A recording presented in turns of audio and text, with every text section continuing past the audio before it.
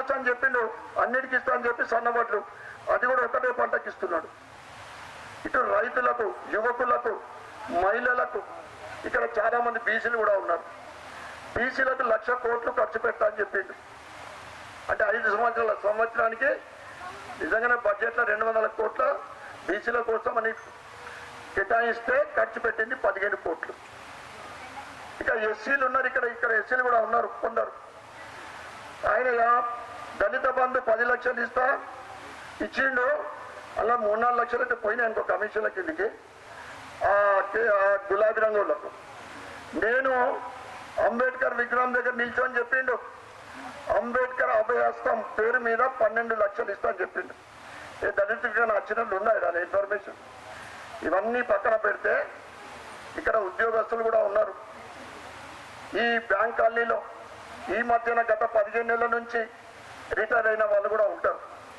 15 నెలల నుంచి రిటైర్ అయిన ఉద్యోగస్తులకు వారు కూడబెట్టుకున్న అమౌంట్ కూడా ఇవ్వలేని దుస్థితి కాంగ్రెస్ ప్రభుత్వాన్ని. ఇక ఓట్లడేవాళ్ళు వస్తున్నారు, ఏ ముఖం పెట్టుకొని వస్తారు. నిలదీయండి, మీకు ఇస్తాన్న పెన్షన్ కానీ 2,500 కానీ. ఇక మా ఇక్కడ కాలేజ్ చదువుకునే పిల్లలు అడుగుతారు మా గురించి ఏం మాట్లాడుతున్నాడని. కాలేజ్ చదువుకుంటే పిల్లలకి ఏమి ఇస్తున్నాడు? స్కూటీ మర్చిపోయిందా? మీ బిడ్డలకు మన్మరాలు యాడ్ చేస్తారు. స్కూటీ ఇస్తున్నాడు, ఇస్తాడా? పైసలు లేవు, నాకు చంపినా చీరినా లేనన్నాడు. ఇలా పెద్ద పెద్ద హామీలు ఇచ్చి ముందడికి వస్తున్నాడు. ఇక ఇక్కడ మేయర్ అభ్యర్థి అని చెప్పుకుంటుండు కాదట. పాపం మేము మా ఎంపీ అరవింద్ ధర్మపురి గారు నేను మాట్లాడితే వాళ్ళకి భయం పుట్టుకొచ్చి మేయర్ అభ్యర్థి ఆయన కాదని ప్రకటించుకుంటున్నాడు. మహేష్ కుమార్ గౌడ్ చెప్పిండు. ఏంటిది? ఇవాళ న్యాలం సునీత మా సోదరిమని పోటీ చేయాలంటే అమ్మ నువ్వు ట్యాక్సులు కట్టేసినావు కదా, క్లియర్ చేయాల మున్సిపల్ ట్యాక్స్. ఆయన 8 కోట్ల 16 లక్షల ట్యాక్స్ వంశీ హోటల్ మీద 17 సంవత్సరాల నుండి బకాయి ఉన్నాడు. ఎవడయ్యే సొమ్ము ఆపుకున్నావు? ఆ సొమ్ముతోటి ప్రతి డివిజన్లో 4 పనులు అవుతుండే, రోడ్లో డ్రైనేజా ఏదైనా పనులు అవుతుండేనా లేదా? వైసా ఇంకా వేరే వాళ్ళకి టికెట్ వస్తున్నాడు. మహేష్ కుమార్ గౌడ్ దోస్తు చెల్లెలకి అది కూడా పోయింది. అంటే దానికి ఎన్ని కోట్లు ఖర్చు పెట్టుకొని మేనేజ్ చేసిండు. ఈయన అభ్యర్థిగా టికెట్ తెచ్చుకున్నాడు. ఆయన జీవితం అంతా కూడా ఇప్పుడు నేను ఒక డివిజన్కి పోతే ఆయన పోటీ చేస్తున్న డివిజన్లో మన భారతీయ జనతా పార్టీ అభ్యర్థి చెప్తున్నాడు ఎస్సీ సర్టిఫికేట్ మీద డిగ్రీ చేసిండట. ఆ వంశీ హోటల్ కూడా లిటిగేటెడ్ అట. ఇది ఆయన గత చరిత్ర. ఆయన మేయర్ అయితే మన పరిస్థితి ఇది గడపర పావుడ గమలతోటే పోతాడుగా దోసుకుంటానికి. 30-40 కోట్లు ఖర్చు పెట్టుకొని వస్తాడు. పోటీ చేస్తున్న కాంగ్రెస్ అభ్యర్థులకు పైసలు ఇస్తాడు. ఇక ఆ మున్సిపల్ కార్పొరేషన్ దేవుడే ఆ శ్రీరాముడే కాపాడాల. కానీ అది కాదు. ఎందుకంటే మనది సనాతన హిందూ ధర్మం. తప్పకుండా సనాతన హిందూ ధర్మమే విజయం సాధిస్తుంది. ఇక భారతీయ జనతా పార్టీ ఇవాళ చాలా మంది పేదలకు, మధ్యతరగతి వాళ్లకు అందరికీ సంక్షేమ పథకాలు కులాలకు, మతాలకు, పార్టీలకు అతీతంగా ఇవాళ ఇస్తున్న 6 కిలోల రైస్లో 5 కిలోలు కానీ, ఉచిత 200 యూనిట్ల విద్యుత్ కానీ, 500 సిలిండర్ మీద సబ్సిడీ కానీ, 12,000 టాయిలెట్ లేని వాళ్ళకు టాయిలెట్స్ కానీ, ఆవాస్ యోజన కింద 5 కోట్ల ఇండ్లు తెలంగాణలో రాలే. అప్పటి కేసీఆర్ పైసలు తీసుకొని లెక్క చేయకుండా అట్లనే ఆగిపోయింది. ఈయన ఇందిరమ్మ ఇండ్లు అంటున్నాడు. ఏమన్నాడు ఎలక్షన్ అప్పుడు? జాగా ఇస్తా, జాగాతో పాటు 5 లక్షలు ఇస్తా అని చెప్పిండు. మొత్తం సంవత్సరం పెట్టి చూపెట్టి 2వ సంవత్సరము ఒక కొండి పెట్టిండు జాగా ఉన్న వాళ్ళకు. మన అర్బన్లో 3,500 చెప్పి ఇప్పటిదాకా 1,500 కూడా మంది ముందుకు రాలే. జాగా ఉన్న వాళ్ళు ఉండరు పేదలకు. ఒక జాగా కొనాలంటే 10 లక్షలు కావాలా. ఈ రకంగా ఈయన మోసం పూరిత వాగ్దానాలతోటి గద్దెనెక్కి ఈరోజు టికెట్ అమ్ముకున్నారు. మున్సిపల్ చైర్మన్ కోసము, మేయర్ కోసం టికెట్ అమ్ముకున్న ఈయన మున్సిపల్ కైవసం అయితే వాళ్ళది మన పరిస్థితి నాకు భయం అనిపిస్తుంది. మున్సిపల్ శాలరీస్ కూడా ఇచ్చే పరిస్థితి ఉండదు, మన బిల్డింగ్ని తాకట్టు పెట్టే పరిస్థితి వస్తుందేమో అనిపిస్తుంది. నేను మళ్ళా ఏమంటాడంటే అసలు ఆయన కనీస పొలిటికల్ నాలెడ్జ్ లేనట్లుంది. కనీసం మినిమం 8,16,00,000 నేను మున్సిపల్కి అప్పించిందట. నాకు అర్థం కాక కమిషనర్కు ఫోన్ చేసిన, ఏం సార్ మీరు ప్రైవేట్లో కూడా లోన్లు తీసుకుంటారా? ఏం మాట్లాడుతున్నారు సార్ మీరు గిట్లా మాట్లాడుతున్నారు? నేను మాట్లాడతలేనయ్యా, నరేందర్ రెడ్డి అనే వ్యక్తి మాట్లాడుతున్నాడు, మున్సిపల్కి ఇచ్చినా నాకు మళ్ళీ వాపస్ వస్తాయి అంటాడు. మనం మున్సిపల్ ట్యాక్స్ కడితే వాపస్ వస్తాయా? నల్ల ట్యాక్స్ వాపస్ వస్తుందా? కరెంటు బిల్లు వాపస్ వస్తుందా? ఇంత పరిజ్ఞానం లేక పైసలతోటి వస్తా అంటున్నాడు, పైసలు ఖర్చు పెట్టి వస్తా అంటున్నాడు. ఇది కనీస పరిజ్ఞానం లేని ఆ వ్యక్తి, అవినీతికి మారు పేరైన ఆ వ్యక్తి ఇవల్ల మున్సిపల్కి వస్తా ఉన్నాడు. ఎందుకంటే మొత్తం నేను ఎక్కడ ప్రచారంకి వెళ్ళినా కానీ ఇందూర్ నగర్ ప్రజలందరూ కూడా ఒకటే కోరుకుంటా ఉన్నారు, మన ఇందూర్ మన మేయర్ కావాలని కోరుకుంటా ఉన్నాం. ఎందుకంటే 7 సంవత్సరాల అరవింద్ ధర్మపురి గారి ఎంపీగా నేను 2 సంవత్సరాలు 2 నెలలు అయింది. ఒక ఎమ్మెల్యేగా ఇక్కడ ఉన్న జనాభాలో అంటే ఇందూర్ నగరంలోని ఏ జనాభా ఎవరికి అడిగినా, ఏ కాంట్రాక్టర్కి అడిగినా, బిల్డర్కి అడిగినా, రియల్ ఎస్టేట్ వాళ్ళకి అడిగినా, ఆఫీసర్లకు అడిగినా, డిపార్ట్మెంట్కి అడిగినా ఏ ఒక్క రూపాయి అవినీతి మేము చేసినట్లు మీరు రుజువు చేస్తే మేము అన్నిటికీ కూడా సిద్ధంగా ఉన్నాం. ఏదైతే అవినీతికి దూరం ఉన్న మేమిద్దరము, మేయర్ కూడా కార్పొరేషన్ కూడా అవినీతి మాత్రం చేయాలనేదే, అవినీతి రహిత కార్పొరేషన్ చేయాలనేదే మా ధ్యేయం. దానికి మీ అందరి ఆశీర్వాదం అవసరం ఉంది. ఎందుకంటే ఇక భారతీయ జనతా పార్టీ ఇక మహేష్ కుమార్ కూడా మాట్లాడతాడు, నేను నా జిల్లా ఏం చేస్తావు, నీ జిల్లా నువ్వు కనీసం కాంట్రాక్టర్లకు 2 ఏళ్ల కింద బిల్లులు ఇప్పించుకొని అసమర్థత నాయకుడి నువ్వు. కళాభారతి ఆగిపోయింది, నువ్వు బిల్లులు రాక వెజ్ నాన్ వెజ్ మార్కెట్ ఆగిపోయింది, అన్ని పనులు ఆగిపోతా ఉన్నాయి. ఇక మన మాధవ్ నగర్ బ్రిడ్జ్ తోటి ఎంతో మంది ఇబ్బంది పడతా ఉన్నారు. మా ఎంపీ గారు ప్రజల కోసం మంత్రి దగ్గరికి వెళ్ళి, కోమటిరెడ్డి వెంకటరెడ్డి దగ్గరికి వెళ్ళి, ఆర్థిక మంత్రి దగ్గరికి వెళ్ళి బిల్లు పాస్ చేయించుకుంటే పనులు ప్రారంభమైనాయి. ఇది ఇక్కడ న్యాలం రాజు 3వసారి మీ అందరి ఆశీర్వాదంతో పెద్ద మెజార్టీతో గెలవబోతా ఉన్నాడు. నిజంగా ఒకటి మాట చెప్పాలి, బాగా మొండాడు, పట్టుకుంటే ఇడడు.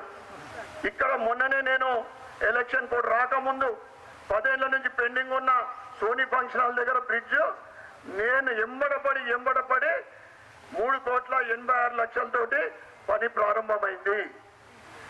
అదేవిధంగా శ్మశాన వాటికల గురించి ఆయన ఇచ్చిన హామీలు తప్పకుండా ఇవన్నీ కూడా ప్రాసెస్ లో ఉన్నాయి. ఒక 2-3 లేకుంటే అవి కూడా కంప్లీట్ చేసే బాధ్యత నాది. ఆయనంతో తప్పకుండా అది నా బాధ్యత.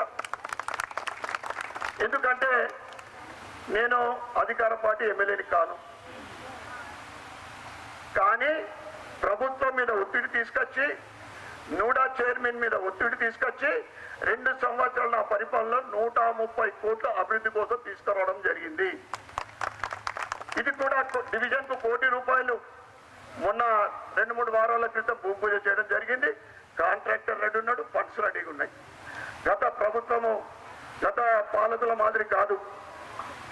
ఇక్కడ కాంగ్రెస్ అభ్యర్థి మా శివ ఆవేశంగా మాట్లాడాడు హిందువుల గురించి. నిజంగా కూడా హిందుగాళ్ళు బొందుగాళ్ళు అన్నోడిని మనం బొందపెట్టినాం. ఈయన కూడా ఎలక్షన్లప్పుడు ప్రచారంలో ఓట్లు దేని మీద పెట్టుకున్నాడు, హిందూ దేవతల మీద. బాసర్కి వెళ్తే సరస్వతి అమ్మవారి మీద, ఆర్మూర్కి వెళ్తే సిద్ధులగుట్ట మీద, హైదరాబాద్లో భాగ్యలక్ష్మి అమ్మవారి మీద, ఇట్లా అనేక హిందూ దేవతల మీద ఒట్టు పెట్టుకుంటే ఒక్కసారి దమ్ముందా? అల్లా మీద ఒట్టు పెట్టుకునే దమ్ముందా? నరుకుతారు. యేసుక్రీస్తు మీద దమ్మున్నదా ఒట్టు పెట్టుకునేది? అట్లా గెలిచి ఈరోజు హిందూ దేవతల గురించి అవమానంగా మాట్లాడుతూ ఉన్నారు. 3 కోట్ల హిందూ దేవతలు, పెళ్లి కానోళ్లకు హనుమంతుడున్నాడు, 2 పెండ్లాలకు ఒక దేవుడట, తినేటోళ్ళకు ఒక దేవుడట, తాగేటోళ్ళకు ఒక దేవుడు. ఇట్లా అవమానకరంగా హిందూ దేవతల గురించి మాట్లాడినోడు ఎవడు కూడా బాగుపడడు. ఇక అనేక హిందూ దేవాలయం మీద దాడులు జరుగుతూ ఉన్నాయి. హిందువుల మీద దాడులు జరుగుతుంటే పల్లె మాట కూడా మాట్లాడలేకపోతున్నారు. ఎందుకంటే ఆయనే స్వయాన చెప్పిండు, కాంగ్రెస్ అంటే ముస్లిం, ముస్లిం అంటే కాంగ్రెస్. మా ఎంపీ గారు అన్నారు, శుద్ధి కూడా చేయించుకున్నట్లున్నారు అన్నాడు. ఇక్కడ అభ్యర్థులు కూడా చేపిస్తేనే ఇచ్చినట్లున్నారు టికెట్. కోటేప్లింగన్న మంచి వర్కర్, ఆయన కాంగ్రెస్ నాకు కూడా బాగా పరిచయం. పాపం అప్పటి కాంగ్రెస్ వేరే, ఇప్పటి కాంగ్రెస్ ముస్లిం కాంగ్రెస్. ఇప్పటి కాంగ్రెస్ ప్రతి హిందూకు తెలుసు, ఇప్పుడు ఈ కాంగ్రెస్ ముస్లిం కాంగ్రెస్. ఖచ్చితంగా హిందువులు అంటే వాళ్ళకు పడది, హిందువులు అంటే వ్యతిరేకం. కేవలం ఒక వర్గానికి సంతోష పెట్టడానికి అక్కడ ఫండ్స్ ఎక్కిస్తారు, వాళ్ళ మీద డెవలప్మెంట్ కోసం దృష్టి ఎక్కువ పెడతారు. కానీ భవిష్యత్తులో మీ అందరి ఆశీర్వాదంతో మా సోదరిమణి సునీత గారిని మూడోసారి హ్యాట్రిక్, న్యాలం కుటుంబం నుంచి హ్యాట్రిక్గా మీరు గెలిపించబోతున్నారు. ఈసారి 60 డివిజన్లలో అత్యధిక మెజారిటీ 20 నుంచి ఉండాలని మీ అందరు కూడా నేను కోరుకుంటా ఉన్నాను. తప్పకుండా సేవ అంటేనే భారతీయ జనతా పార్టీ, భారతీయ జనతా పార్టీ అంటేనే సేవ. తప్పకుండా ఇప్పుడు ₹1,00,00,000 ప్యాకేజ్ తర్వాత నేను అనేక చోట్ల చెప్పడం జరిగింది. బల్దియా మన చేతికి వస్తూ ఉంది. బల్దియా పీఠం మీద భారతీయ జనతా పార్టీ మేయర్ కాబోతా ఉన్నారు. కనీసం 100 కోట్ల ఆందాన్ని ప్రతి సంవత్సరం పెరుగుతుంది. ఎట్లా పెరుగుతుంటే ఒక చిన్న ఉదాహరణ ఇస్తా. 86 మరిగలు మున్సిపాలిటీ ఉన్నాయి, కానీ అక్కడ ఉన్నోడు మాత్రం 30,000 కడుతున్నాడు, కొన్ని దగ్గర 40,000 కడుతున్నాడు. అంటే మొన్న కమిషనర్ గారికి అడిగిన ఒక నెల క్రితం, మరి ఎప్పటిదాకా సార్ ఇది ఎట్లా అంటే, సార్ లాస్ట్ మంత్ అయిపోయింది, కొత్త టెండర్లు పిలుస్తాం. కేవలం ఇప్పుడు కొత్త టెండర్లతోటి నెలకు 25 లక్షల రూపాయలు మున్సిపల్ కార్పొరేషన్కు మిగులుతాయి. ఇక అన్ని శాఖలు అవినీతిమయం, వాటి అన్నింటి కూడా బ్రేక్ చేసే బాధ్యత నాది. నా 2 సంవత్సరాల అనుభవంలో నేను అన్ని కూడా అబ్జర్వ్ చేసి అన్ని నోట్ చేసుకున్నా. మా మేయర్ అయిన తర్వాత ఏ విధంగా కత్తిరియాలి, ఎక్కడ కత్తిరియాలి. ఎందుకంటే మరి ఎమ్మెల్యేగా ఉన్నాం, ఏం చేసామంటే బల్దియా నా చేతులు ఉంటే ఇందూరు నగరాన్ని అభివృద్ధి పదంలో ముందుకు తీసుకెళ్లే బాధ్యత నాది. ఈ ₹1,00,000 కోటి రూపాయల ప్యాకేజ్తో పాటు నిరంతరము 3 పనుల 4 పనుల ఒకటి కాగానే ఒక ప్యాకేజ్ నిరంతరము ప్రతి డివిజన్లో అభివృద్ధి జరుగుతుంది. ఇక్కడ ముఖ్యంగా నాలం రోజు ఎక్కువ పనులు చేపించుకుంటాడు. ఎందుకంటే అన్ని అక్కడ సింగిల్ పేపర్ అంటే 2 సైడ్ పాంప్లెంట్ ఉంటే 4 పేజీలు ఉంది. సేవలన్నీ ఇంకా కొన్ని మర్చిపోయిందేమో. ఎప్పుడు నా నియోజకవర్గం అభివృద్ధి కోసమే తన తప్పించే వ్యక్తి. అటువంటి నాయకుడు చాలా తక్కువ మంది ఉంటారు. ఎందుకంటే కాంగ్రెస్కు ఇక బీఆర్ఎస్ విషయం మాట్లాడితే అది పెట్టలేసినట్లే. ఎందుకంటే 3 రోజుల నుంచి 2 ఏళ్ళ నుంచి పత్తకలేడు. 3 రోజుల నుంచి వచ్చి బాగా గడబడి మాట్లాడుతూ ఉన్నాడు. 10 ఏళ్లలో అభివృద్ధి అయిందట, ఈ 2 ఏళ్లలో ధన్పాల్సిన పీరియడ్లో అభివృద్ధి కాలేదట. ఆయన కనపడతలేదు, వినపడతలేదు. నువ్వు డబ్బులు తెచ్చిన బాగా దేనికోసం తెచ్చినా తెలుసా? కమిషన్ల కోసం. నువ్వు చేసింది ఏం పని? రియల్ ఎస్టేట్ దందా. నువ్వు చేసింది రియల్ ఎస్టేట్ దందా. ఎక్కడ ఒక గుంట దొరికితే అక్కడ కబ్జా చేసినావు, భయపెట్టించినావు, సగం ధరలకు కొన్నావు. కమిషన్లతో పాటు నీ రోజు కూడా సెటిల్మెంట్లు, పైరవీలు, ఈ 4. కానీ నాటి ఇష్టాల్లో 2 ఉంటాయి. ఒకటి నా నియోజకవర్గాన్ని అభివృద్ధి చేయాలా, నాకు గెలిపించిన ప్రజలకు సేవ చేయాలి.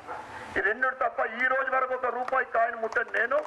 మా అరవింద్ ధర్మపురి గారు 7 సంవత్సరాలు ₹1 కూడా అవినీతి లేకుండా, అదేవిధంగా కార్పొరేషన్ కూడా మేయర్ కూడా భారతీయ జనతా పార్టీ అయితే కార్పొరేషన్ కూడా అవినీతికి ఆస్కారం లేకుండా నగర అభివృద్ధి చాలా ఫాస్ట్గా జరిగే విధంగా మేమందరం కూడా బాధ్యత తీసుకుంటామని తెలియజేస్తూ, ఖచ్చితంగా మీరందరూ కూడా మీతో పాటు మీ బంధుమిత్రులని, స్నేహితులని, మీకు తెలిసిన వాళ్ళందరినీ కూడా పెద్ద మెజార్టీ తోటి న్యాలం సునీత గారిని గెలిపించి 60 డివిజన్లలో అత్యధిక మెజార్టీ తోటి మీరు గెలిపించవలసిందిగా మీ అందరినీ కూడా కోరుకుంటూ, భారత్ మాతాకి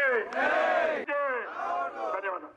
అన్నగారి ఆశీర్వాదంతో రాబోయే 5 సంవత్సరాల్లో కూడా మన డివిజన్ అభివృద్ధికి అనేకంగా కృషి చేయడం జరుగుతుంది.